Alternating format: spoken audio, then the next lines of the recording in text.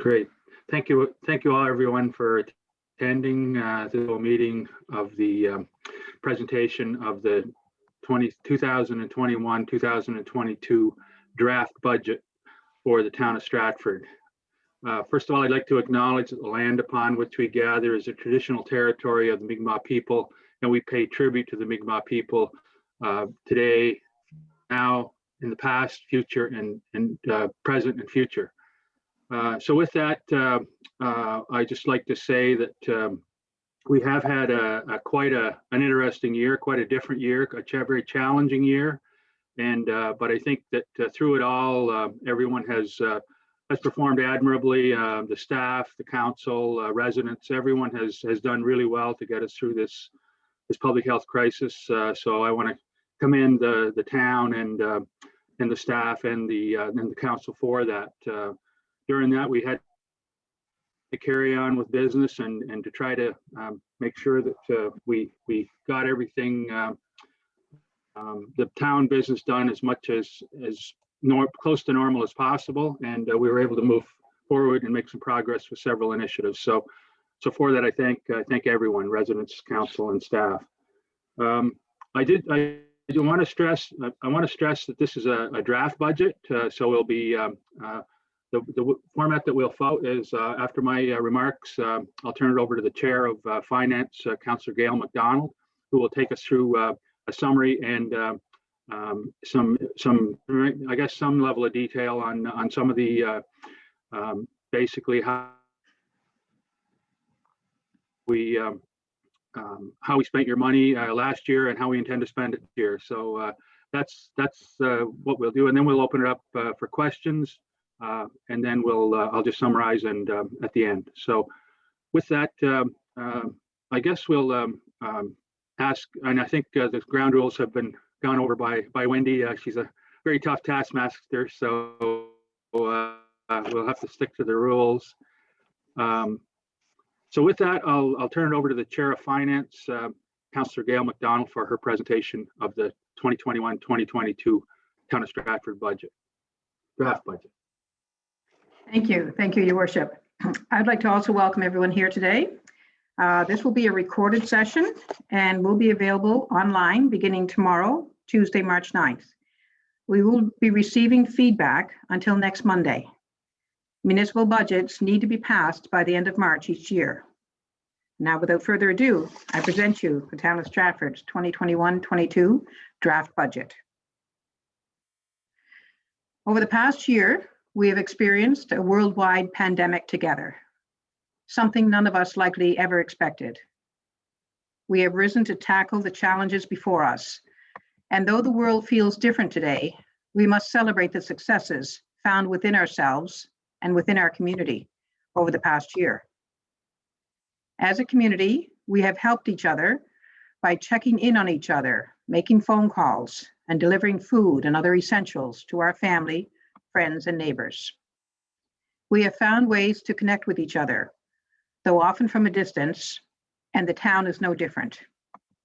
From moving to virtual and live broadcasts of monthly council meetings, to adjusting our services and programming to virtual spaces, to being able to deliver many of our events, such as Canada Day and the recent Stratford Winterfest, in a new format, we too have changed how we operate. These changes have been important to the operations of the town of Stratford, but more importantly, have meant that our residents can safely access, participate, live, and thrive in their community, our community. We feel grateful to live here with you. The town of Stratford, though a growing community, continues to be stretched financially. As we have stated in the past, the change to the revenue sharing model over 10 years ago continues to greatly affect the amount of revenue we have to work with each year. As we approach the end of the current agreement, we look forward with optimism that a fresh approach can be found in the next agreement period. As a fast-growing community, the demands on services, infrastructure, programming, and more remain both a challenge and an opportunity. While growth in the town is very positive, it doesn't directly relate to the increased revenue for the town as services, including water and sewer infrastructure, trails and sidewalks, increased recreation and cultural programming, and fire protection, among others, are required in order for the growth to occur and come at an expense that is not equal to the growth revenue. The 2021-22 budget is balanced with the implementation of the second phase of previously announced tax increases. This two-year plan was necessary to allow us to balance our budget and was shared among all in Stratford rather than just by some taxpayers. Over the past number of years, the town of Stratford has been absorbing increasing costs while limiting spending in other areas rather than increasing taxes. One example, though a required infrastructure investment to serve our community into the future, was the Stratford Emergency Services Center. This was built without funding, except for about $1 million of federal gas tax funds that Stratford was able to reallocate for the energy efficiency and meeting space components of the building, as there was no other programs available for us to utilize. Investments such as these are necessary for a growing community and will serve us for many years to come.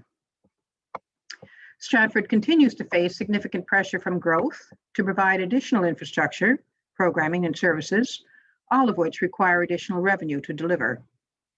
Last year, Council undertook a review of property tax revenue sources and identified a number of changes deemed to more fairly spread the tax burden among all our taxpayers in Stratford. In reviewing the town's tax structure and comparing it and our rates to other municipalities, a new structure was implemented, which aligned ours more closely to our neighbors in Charlottetown and Cornwall. It aimed to share the impact among all taxpayers and included a 2-year phased-in tax plan, of which we are entering the second year now. The changes last year included a slight increase in non-commercial taxes and an increase to the non-resident, non-commercial taxes. A new apartment and motel rate that reflects the fact that these properties are more commercial in nature and are taxed at a higher rate in other nearby communities. Also, an increase in commercial rates to recognize the fact that commercial assessments have not been increased with inflation, like residential assessments continue to be, and that these properties are taxed at a higher rate than residential properties in most other cities and towns. And as you can see, the chart is on your screen there now. Until last year, residential and commercial properties in Stratford had not had an increase to their municipal tax rate since the mid-2000s. The municipal tax rate for commercial properties maintains a competitive advantage for our community while also sharing in the tax burden. The review last year discovered that commercial properties are assessed at about half of their market value, compared to residential properties, which are most closer to market value in their assessments. A note that property value assessments are all performed by the province of PEI. So this year, as an example, the second phase of the residential tax increase equates to approximately $11 based on the average Stratford assessment value of a $212,000 home. A $500,000 assessed home would be an increase of approximately $25 per year. The town of Stratford has a long history of being responsible with your money. We continue to make investments in major capital projects while operating within our means and paying for recurring capital expenses out of operating dollars so that we don't have to borrow for vehicles and equipment. Also playgrounds, capital maintenance, and repairs. For example, in 2020-21, the town of Stratford paid $712,000 in principal payments on the town's debt. As previously mentioned, a change back in 2008 by the provincial government at the time continues to greatly affect the amount of dollars the town of Stratford receives. In the upcoming budget year, the town will have $568,000 less revenue to work with due to this change.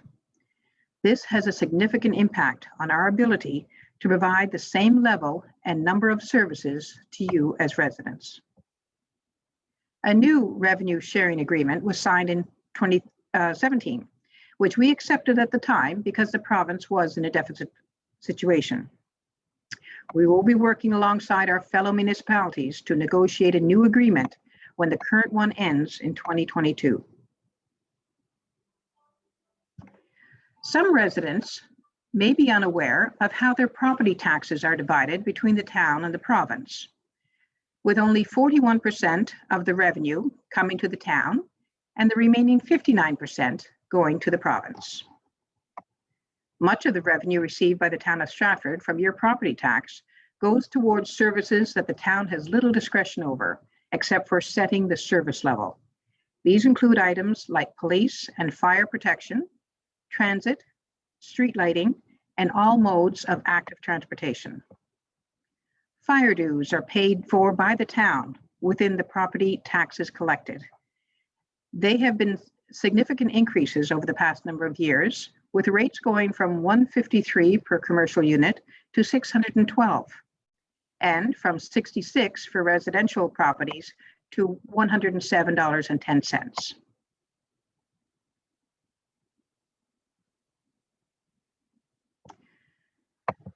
(2021-2022) budget investments include the Stratford Community Campus. Funding is included in the 2021-2022 capital budget to complete the purchase of the community campus lands. A portion of the land is located outside the boundary of the town, and the purchase and sale agreements require the annexation of this portion, as well as the rezoning of the campus lands to public service and institutional, and the rezoning of the two remainder parcels to residential R1. This process is underway and expected to be completed by this summer. Funding is also included to complete the development of a master plan for the campus. The master plan will include a site plan with elements and amenities laid out in accordance with their relationship to one another, and showing where the roads, water services, sewer services, electrical and communication services, stormwater infrastructure, and active transportation infrastructure will be located, following the natural topography to the extent possible. The plan will also include a phasing in scheme to enable the campus to be developed in an orderly fashion as funding and community needs dictate. Also included is funding for the design of phase 1 of the campus in this budget, and for the development of phase 1 in the 2022-2023 and 2023-24 capital forecast, subject to the receipt of federal and provincial infrastructure funding. Council will determine what will be included in phase 1 of the campus after carefully reviewing the results of the long-term budget priority survey and the related data on supply and demand, costing, and fiscal impact. Under general government, expenses in the general government section of the budget include police, fire, transit, council and committee expenses, streetlights, animal control, and CAO office expenses. In the recently completed long-term budget priority survey, residents identified the implementation of our community energy plan as one of their highest priorities. Within this budget, we will be launching a residential energy retrofit loan program called the Switch Program to help residents to reduce energy costs and greenhouse gas emissions. We will have much more information on this later in the spring. However, $500,000 is allocated for the Switch Program for loans in this budget year. Other investments that we are making in the general government area include the establishment of an annual business survey to improve communications with and understanding the needs of the Stratford business community, the continuation of the very popular residential tree planting program that was launched earlier this year, the interpretation of the value of natural areas, which residents expressed a strong desire to protect in the long-term budget priority survey, funding to enable online voting in the fall of 2022 municipal election, although council has not yet made a final decision on this initiative, funding for Stratford Canada Games athletes, funding for software and processes to manage town records in accordance with the Records Management Bylaw and the Municipal Government Act. In the Finance and Technology Department budget, the largest expense outside of staff expenses is the interest payment on the town debt. In the 2021-22 draft budget, we will continue to pay down towards our debt with an interest payment of $231,200 and a principal payment of $815,000. Another substantial expense under the Finance and Technology Department is around technology. This would include all of the licensing fees for the town software, technology security needs, and other computer and technology expenses. During this past year, we realized how fortunate we were on the technology side. We were easily able to move to an environment of working remotely and communicating virtually based on the past technology investments. We moved to these platforms quickly and were able to continue to provide the services residents expected. Under recreational culture and events, the town of Stratford continued to invest in our community's physical, social, cultural, and mental well-being in what was a difficult 2020 year. Recreation and arts programs evolved despite restrictions on group gatherings, with most recreation programs operating at or near full capacity. Many of our art programs moved seamlessly online, thanks to our talented instructors. As well, much of our programming at the Stratford Youth Centre transitioned to online through the spring and has been able to return to in-person programming for much of the fall and winter, with reduced numbers and enhanced COVID protocols in place. As a result of the COVID-19 pandemic, our parks and trails experienced a significant increase in users this past year, which has continued through the winter months. As such, continued investments will be made in this budget year to complement many of the projects we were able to complete this past year. Improvements at Fullerton's Creek Conservation Park included the construction of a public washroom, installation of the red-winged blackbird by artist Gerald Bullier, the planting of an edible orchard for the community, and the early phase work related to the natural playground. 2020 also posed challenges to many annual events within our community. However, in many cases, we were able to pivot and adapt, delivering a revised or new look event. Alongside our residents, we eagerly look forward to when our events can return to previous renditions. However, they will now likely be highlighted by new features added this past year, such as the Canada Day Motorcade, Remembrance Day online dedication, an expanded month-long Christmas in the Park, and the recent February-long Stratford Winterfest. Highlights from the Recreation, Culture and Events Department to watch for in this budget include initial work at the site of the Waterfront Park, trail expansion at the Fullerton's Creek Conservation Park, completion of the natural playground at Fullerton's Creek Conservation Park, further park development through the town, and additional park art installation. Under infrastructure, the Stratford Emergency Services Centre is now fully operational, with the RCMP, Crossroads Fire Department, and Island EMS having settled into their new spaces. It's been a great asset to the community, with increased visibility of these services, improved response times, and a more efficiently designed space to meet their needs into the future. The town has plans to add solar panels to this building to increase the energy efficiency of the facility, bringing it closer to a net zero building in the near future. The town of Stratford, along with partners, the City of Charlottetown and the town of Cornwall, is upgrading the aging T3 transit fleet with new buses to ensure we continue to provide a safe, reliable, and consistent service to the residents.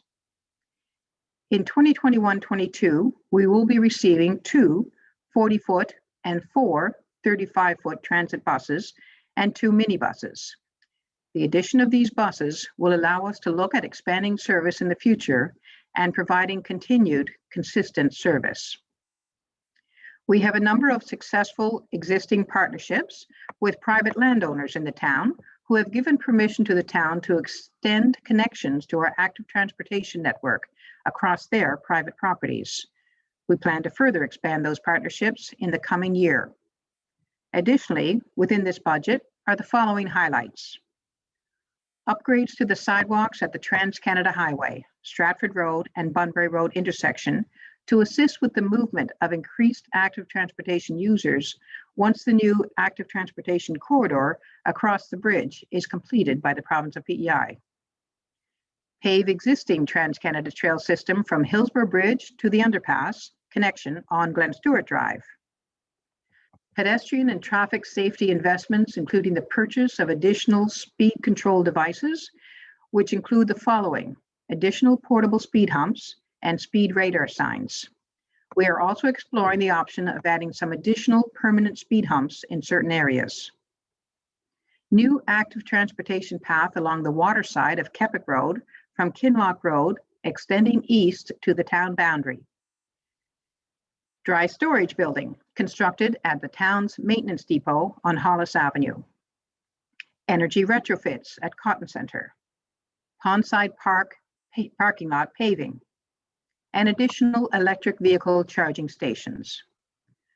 We are also working with the province of PEI to have rapid flashing crosswalk beacons installed at busy crossings near our schools, and we thank them for working with us to ensure the safety of our youngest residents with this initiative.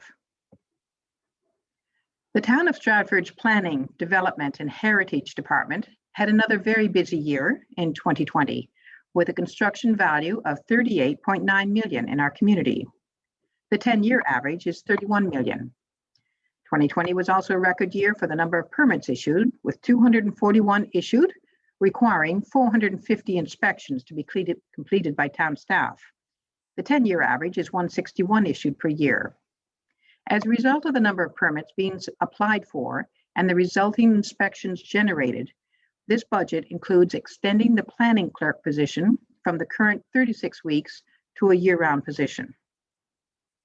The town's Heritage Subcommittee installed a plaque in 2020 at T Hill Park, commemorating the first transatlantic flight.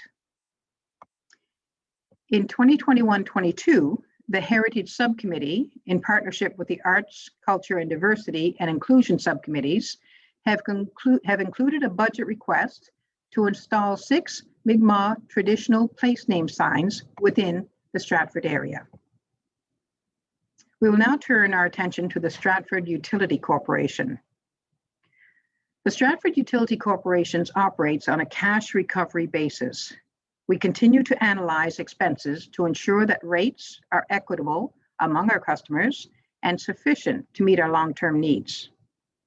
We are pleased to deliver this draft budget with no increases to either the water or sewer rates in this budget. The chart on your screen will now show you our rates.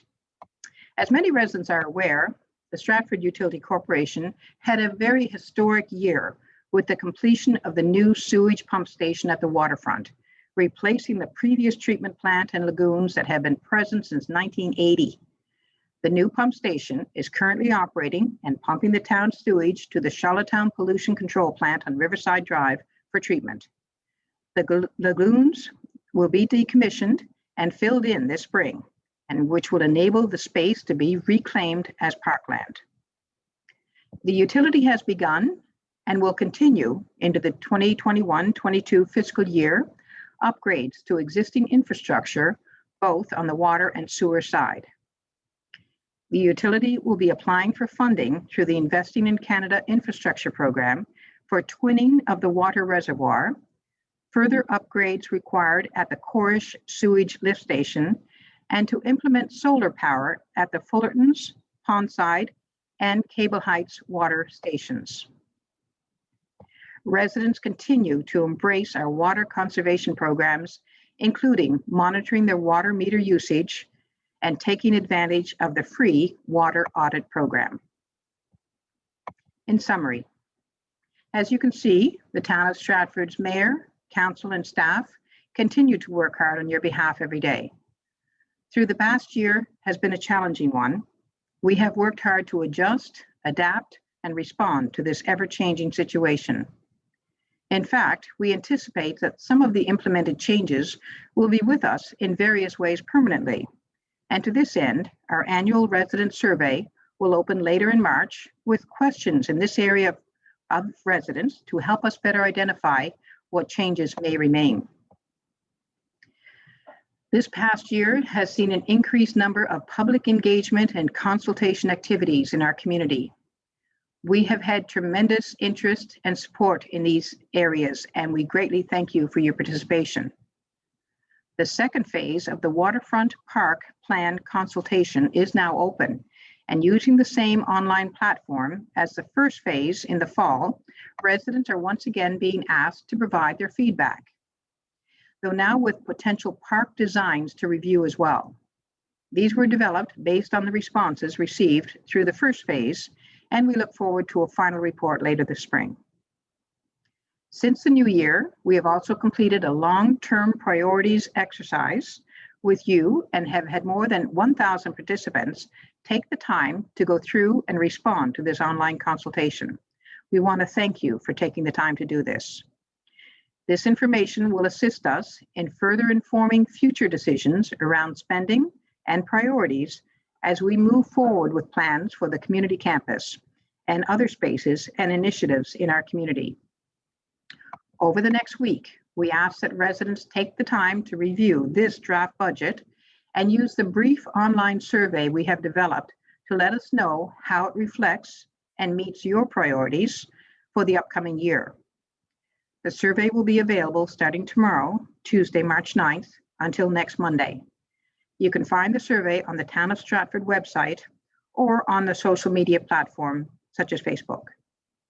We commit to continuing to ensure we are watching our spending closely and managing our expenses, while allowing for expanded services and programs as required in the areas we most need that have the most impact or where residents are requesting. It's an exciting time for the Town of Stratford, and we hope that you will continue to be proud to call it home. We look forward to the upcoming year and hopefully a return to something that feels a little more normal.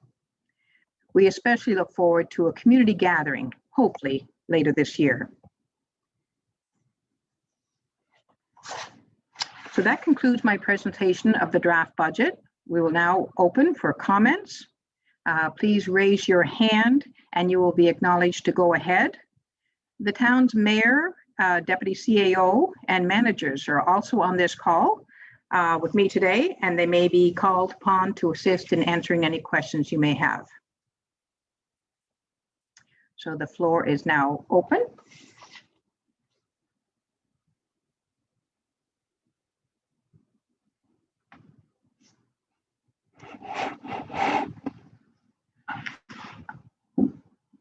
If anyone is having trouble raising their virtual hand, you could just raise your hand. Mr. Cody, yes, would you like to go ahead and just a reminder to unmute yourself? Oh, Mr. Cody, you're still muted.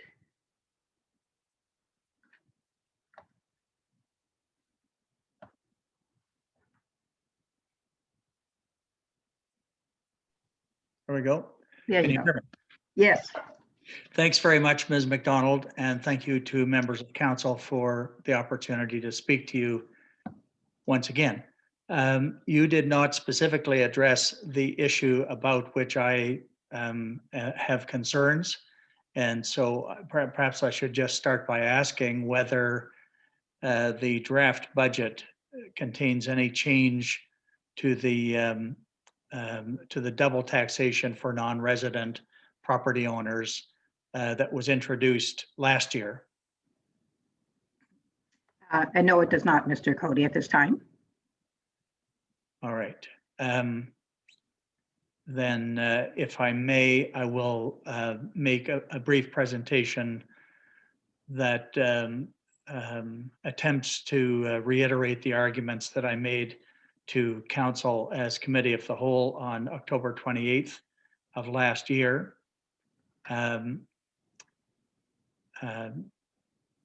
According to information that I received from Councillor Darren McDougall, and he received it from Ms. O'Connell, I understand that there are, as of last year at least, there were 178 non-resident property owners in Stratford.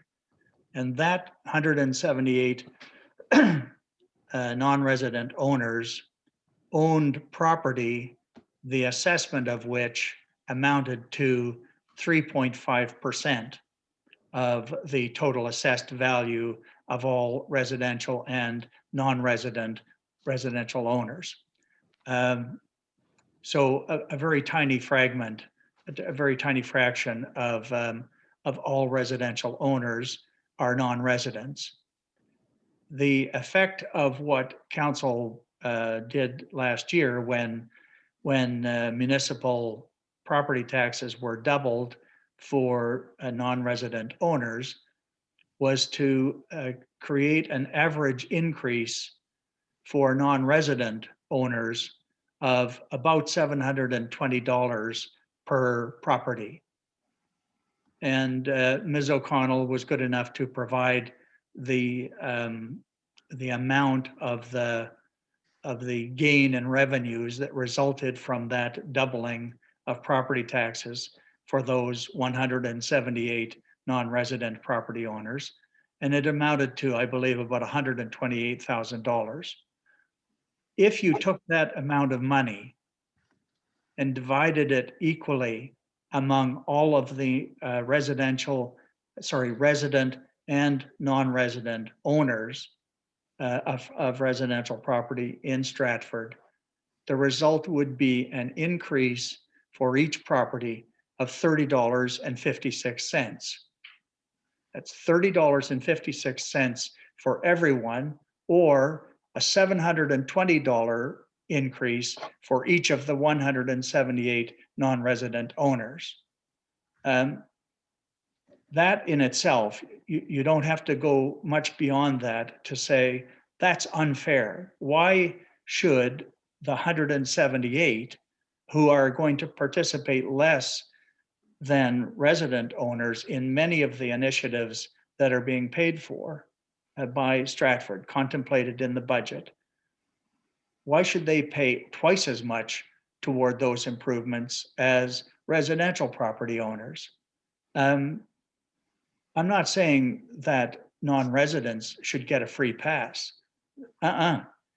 We have places here, we have cottages, small homes in some cases, mostly cottages. It's fair enough. We drive on the roads. If there's a fire, we want the fire engine to come, all of that.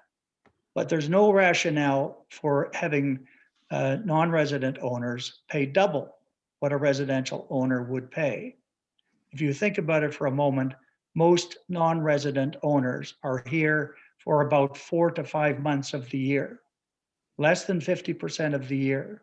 And when they are here, most of them live in cottage communities where there are no paved roads, no road humps, no snow removal. In many cases, they're not connected to water, to municipal water. The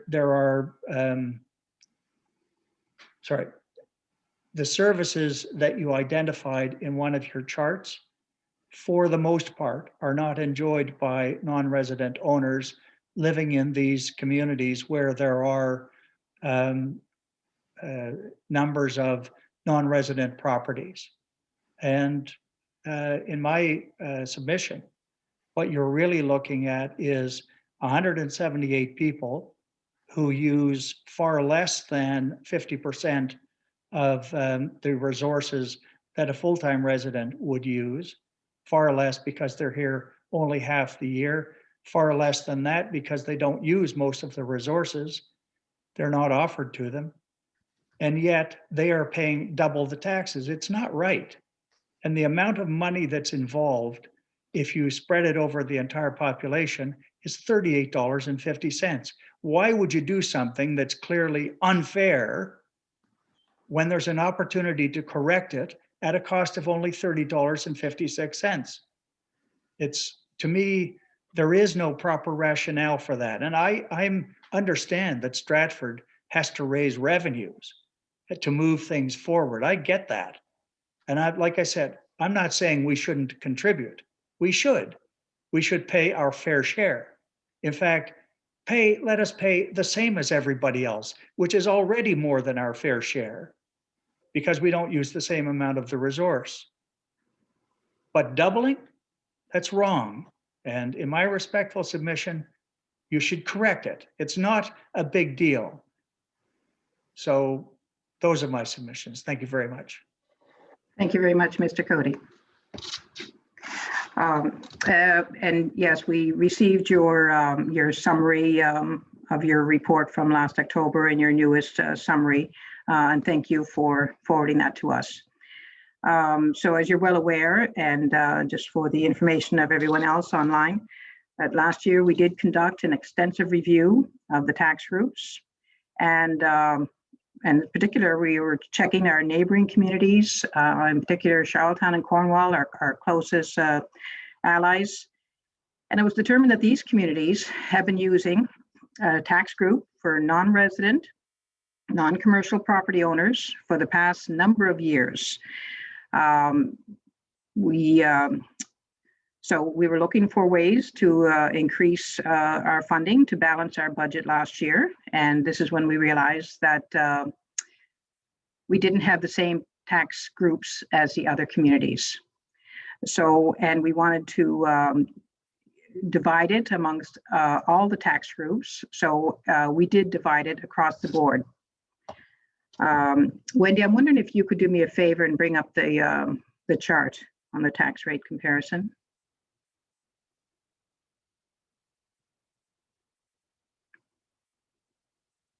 So as you can see by the chart, we're still well below our neighboring communities for what they charge for both resident and non-resident, non-commercial properties. And as well, discussion this year centered around the fact that the town does not get revenue from non-residents for any per capita funding programs, such as the gas tax fund, or recently the Safe Restart program, that they are based on per capita. So of course we can't count non-residents in that figure. So those are the two main reasons that we made the change. If anyone else would like to participate in this conversation. Otherwise, nothing's off the table. This is still a draft budget, and we will be fielding remarks and comments and emails over the next week from residents and non-residents, and we'll be making our final decision over the next couple of weeks. Thank you once again, Mr. Cody, for your presentation. Is there anyone else online that would like to ask any questions or make any remarks? Phil, you can go ahead and unmute yourself there. Oh, sorry, Phil, I didn't notice your hand. Yes, Phil, okay. Go ahead. Thank you, Madam Chair. Couple questions in a couple of areas of interest, I suppose. Just a little bit of a follow-up note to Mr. Cody's observation. I had the impression that the double tax system had been province-wide for, well, probably forever. Was it not that way? They actually charge 50%. The 50% PEI residents gets a 50% discount on their taxes. Okay, so what he's referring to is in addition to that system in the town? That's correct. That's correct. Okay, yeah, because I mean the same argument or question could apply to a lot of people in town that don't use the services that are here, like such as the school systems and the parks and all the other features. I was actually curious about a couple of items. I'm not sure procedurally how to go about this with regards to your setup, but let me start with, I guess, the curiosity of the electronic charging stations. How does the town get revenue out of those? Let me see. I'm wondering if Jeremy Crosby, if you could address that question, please. Yeah, we're working with Maritime Electric right now on getting those electric charging stations installed. We haven't looked at whether or not there will be revenue generated from those at this time, but it's in the initial stages of getting those installed. And again, it's a partnership with Maritime Electric, so there will be some more information coming forward for those charging stations in the near future. Okay, it just seems like an opportunity for some additional revenue, even if you're only adding a couple percentage points. It all kind of helps equalize, because as you're alluding to, we seem to have some fiscal challenges. A couple of It is note, it's something we will look at in the future for sure, but until we iron out the partnership with Maritime Electric, we're not able to give a clear answer on that one at this time. okay. Yeah, no, didn't need an answer. It was more of a curious hypothetical Sure. question. Seems like an opportunity to put a little asterisk beside as you're doing the negotiations and looking forward to the future. As you know, as has been alluded to, there's some needs for some additional revenues to help offset things. Absolutely, great question. Thank you. I guess back to Madam Chair, Gail, I guess. Thank you, Phil. Anyone else have any questions or comments?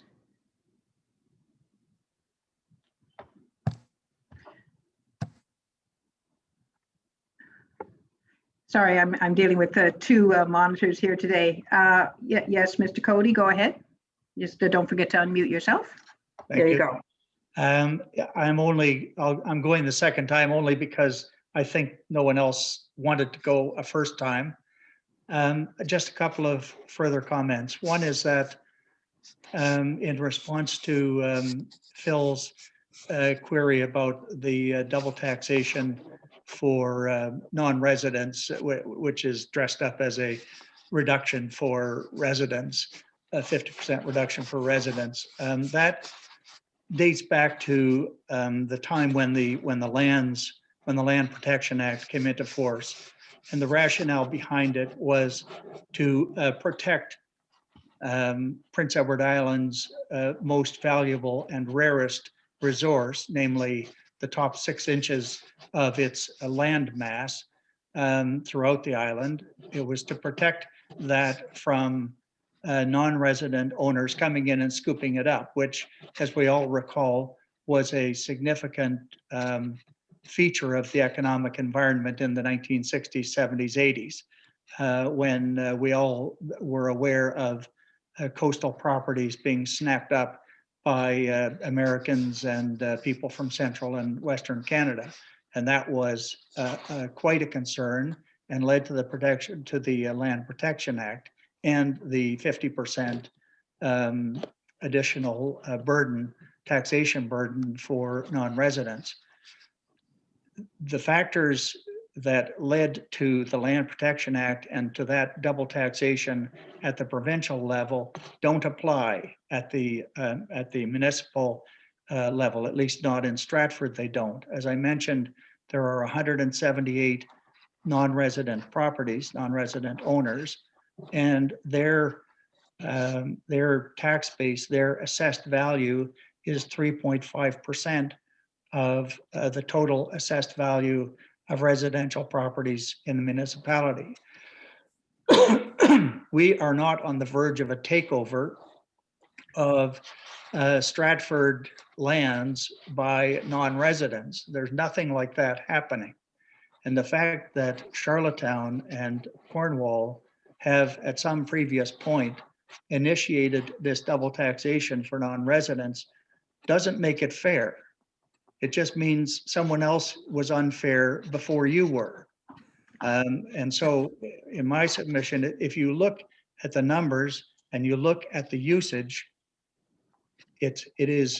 I think the result is compelling. You should reverse that tiny little element of last year's budget in this year's budget and do the fair thing for non-resident owners. Thanks. Thank you, Mr. Cody. Okay, well, if there's no other submissions or questions, oh, sorry, go ahead, Phil. Thank you very much. Just since nobody else seeming to, the audience is a little thin this evening and there seems to be opportunity, I just had a couple more observations or questions, I suppose. Given the amount of changes to the sewer system, having the infrastructure upgraded and moving it over, I'm a little surprised the sewage rate for sewage users is not really increasing. Is that correct? That's correct. Yeah. Did you want a little explanation on that, Phil? Just a little bit. I mean, I'm not somebody that's part of the system. I'm one of the people that's in Stratford that's not connected to water or sewer. I'm on my own, and thank you very much. Perfectly fine that way. But just a little surprised that given the amount of change and infrastructure that's being done and the talk of expansion, that there was not going to be any sort of rate hike in that area. Sure. Jeremy or Kim, do one of you want to take that one, please? I'll take it. So the rates are remaining the same. We have been closely reviewing our rates over the past number of years with the whole Pipe to Charlottetown project.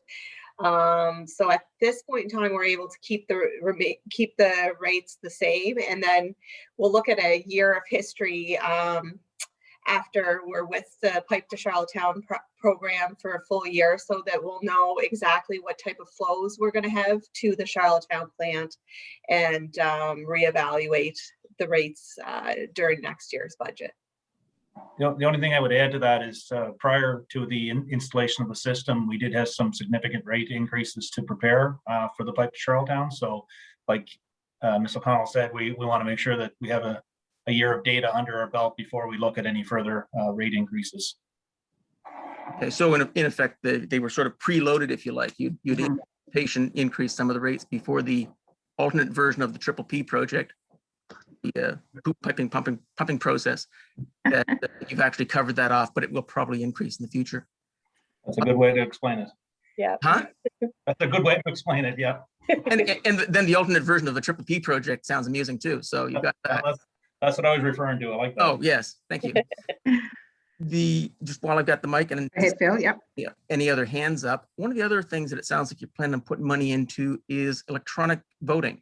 And I'm kind of curious how much money we're talking about and what may or may not be the motivator, because I know there's been other jurisdictions that have done it under the hope or belief that it would either increase participation, attract the younger voter, and there was another third reason that's typically there. And it's turned out jurisdictions that have put it in, guess what? The same people that go to vote manually vote online, and it really didn't make much of a difference. It was some jurisdiction in the States that got hacked. So just some cautionary questions as to, depending on what the cost is and what the motivator is, paper's cheap, just saying. Right on. Yeah, so this is just really fairly new to us, Phil. And the 5 largest communities on the island all have to agree to making this change. So we're all just in the discussion stages right now on this. Okay, thank you. I just was looking to provide that cautionary tale because I know there's a couple of jurisdictions. One was in Ontario, and I can't remember what the other one was, but they did it under the belief that the youth likes hip online stuff, and if it's online, they'll vote more. Well, turned out they didn't. It Okay. was some old, boring folks that like to go vote that went and voted. Interesting. Cautionary tale. Great, thank you.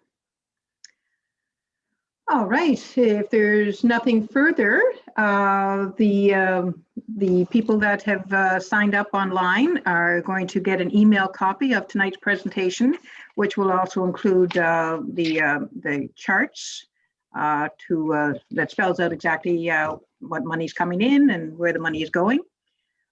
So as I say, once you have a chance to review that, if you have any other comments, please feel free to contact us. And also, if you'd be kind enough to take our little survey, that would be great as well. And everything will be online tomorrow. Your Worship, would you like to have some closing remarks? Certainly, thank you. I'd like to thank you, Councillor McDonald, for your excellent presentation.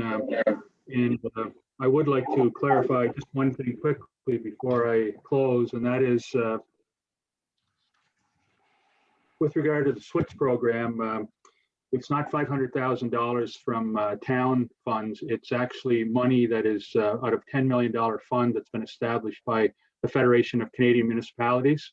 Town of Stratford residents will have access to $500,000 of that money. So there's actually no real Stratford tax money in there other than whatever it costs us to they'll do all the accounting and the banking and that sort of thing. We're just sort of a I guess a middle person or whatever to make sure that the program is available to residents and that you know the criteria are met and that sort of. But the criteria evaluation is done by the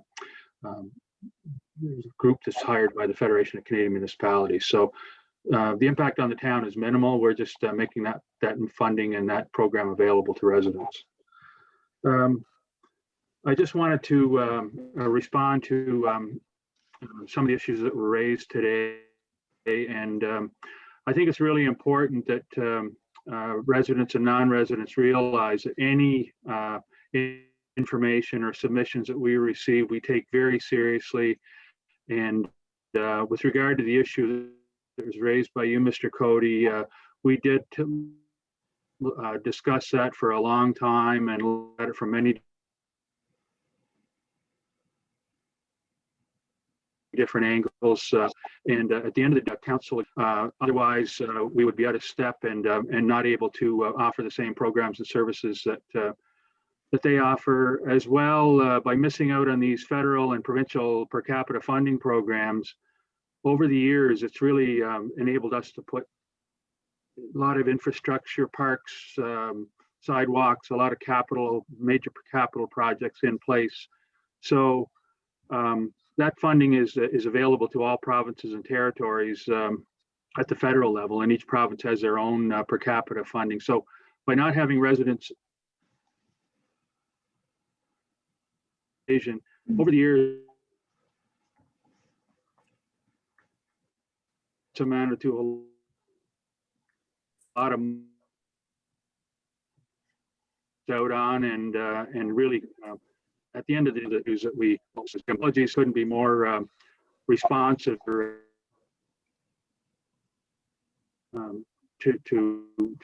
accede to your request. But it's just the fact that with the funding, and we want to manage municipalities, and we need to provincial funding programs. So with that, I think that we will be looking at any further arguments that are advanced over the next period of time until next Monday. So if there are there is new information, we'll be happy to consider it, and I'd be happy to be able to discuss this further if there's new information or some new evidence that we could consider. So and I thank you, sir, for your interest in everything to do with the town. I think it's really beneficial to have this kind of discussion. So thank you. I guess to summarize, we do have a lot of challenges ahead of us. With this council, we've got 2 years left on our mandate. We really want to get a lot of things done during that period. We've got a new high school that's a community campus that's being developed. We've got a new waterfront that's going to be developed, and we hope to leave the town more beautiful and in better shape than we found it at the end of this term. So that's our vision for the town. I think it's reflected in the budget that's the council that's been presented by our excellent Chair of Finance, Councillor McDonald, and by the staff who have really worked long and hard at this budget, and all of council who's really given a lot of time and effort and thought to making this budget the best that it can be. So I want to thank you for your interest. Really request that you look at it and really see if there's things in there that we can improve on, or things that we haven't considered, improvements that can be made, and really the survey so that we can do better and present and handle the finances of the town. So with that, thank you very much, and I'll turn it back over to our chair. And thank you, Councillor McDonald. You're very welcome, Your Worship. Okay, well, I don't have anything further to add. So thank you once again for being on with us tonight, and it will be available tomorrow morning as a recording for the rest of the week to review. With that, once again, thank you, and we'll see everybody again soon.